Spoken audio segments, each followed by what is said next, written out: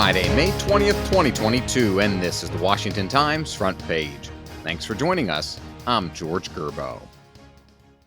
FBI agents have a long-standing pattern of breaking rules on investigations, and the Bureau's efforts to solve them did not eliminate the problems, according to more than 6 years of internal reviews that were obtained by our Ryan Lovelace.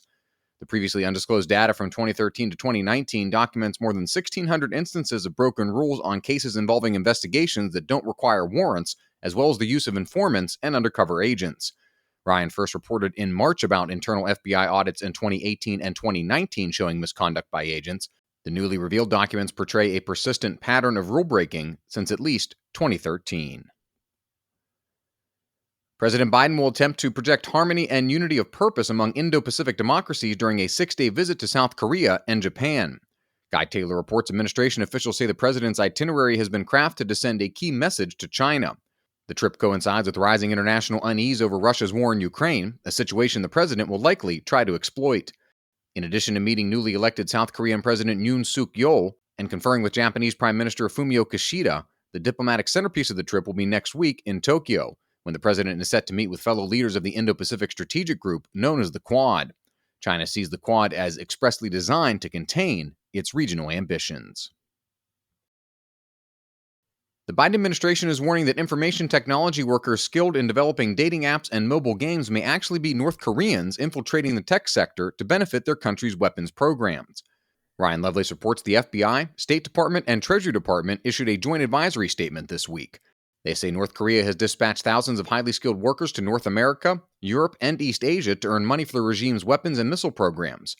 The workers have also used privileged access gained as contractors to enable malicious cyber intrusions.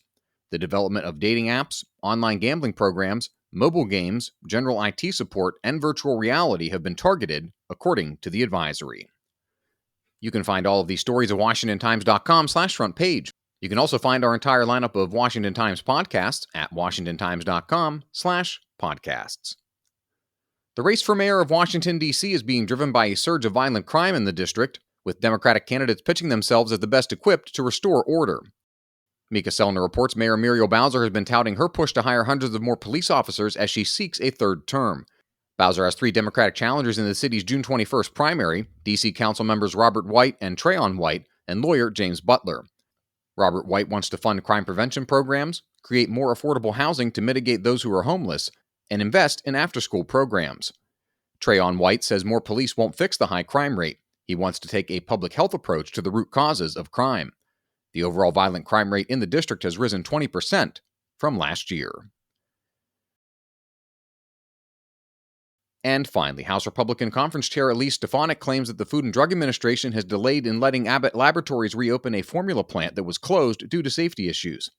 Susan Ferricchio reports Stefanik cites industry sources for her claims. Abbott closed the facility in Michigan in February after a formula recall. The FDA then conducted a multi-week inspection that discovered 5 strains of Chronobacter and other safety concerns.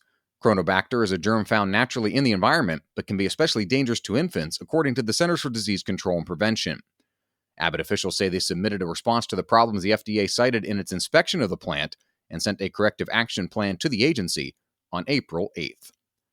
Find all today's front page stories at WashingtonTimes.com/front page or the Washington Times app, and find us wherever you get your podcasts. Just search Washington Times in your favorite podcast app. You can also find us on Twitter and Instagram at Wash Times for breaking news, sports, commentary, and more.